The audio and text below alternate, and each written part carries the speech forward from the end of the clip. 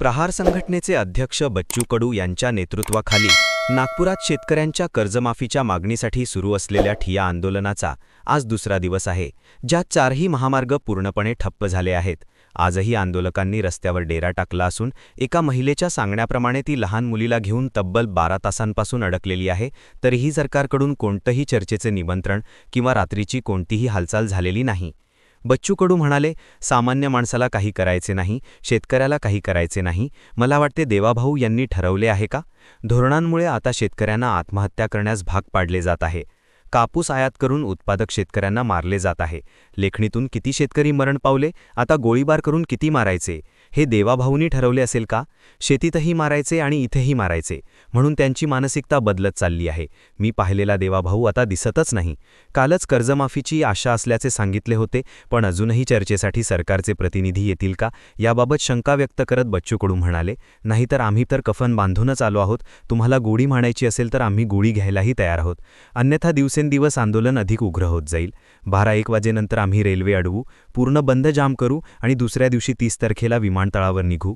आम्ही व्यवस्थित प्लॅनिंग करून ठेवली आहे, ते होईल। कालच्या गनिमी काव्याबाबत बोलताना ते म्हणाले, काल पोलिसांना कळला नाही, आजही गनिमी कावा, पण आता गरज नाही। आमची संख्या वाढली आहे, 12-1 वाजेपर्यंत प्रचंड मोठी होईल। आम्ही रेल्वे रुळावर घुसू तेव्हा काही लेणदेण राहणार नाही। त्यांना शेतकरी हा विषय कायमचा संपवायचा आहे।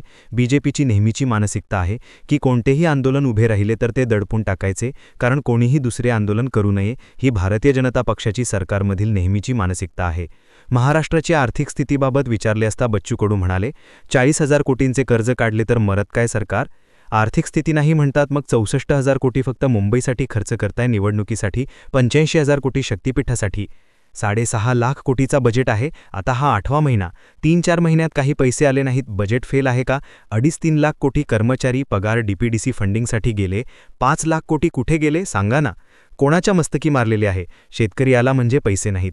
लाडकी बहिणीचे नाव बदलून 45,000 कोटी त्या 6.5 लाख कोटीतून पाहतोय, अर्धी योजना रद्द करून टाकली।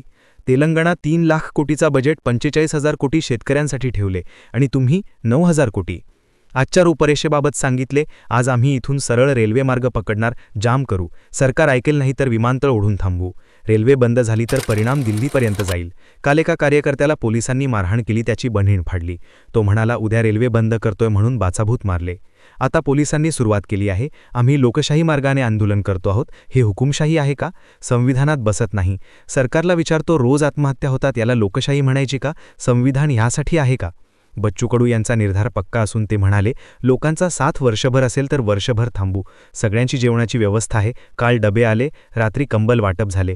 मी पुरी भाजी जेवलो, भूक लागली होती, आम्ही पण जेवलो, दिवसभर जेवलो नव्हतो, 12-1 वाजता जेवलो। इथेच झोपणार जोपर्यंत कर्जमाफी नाही।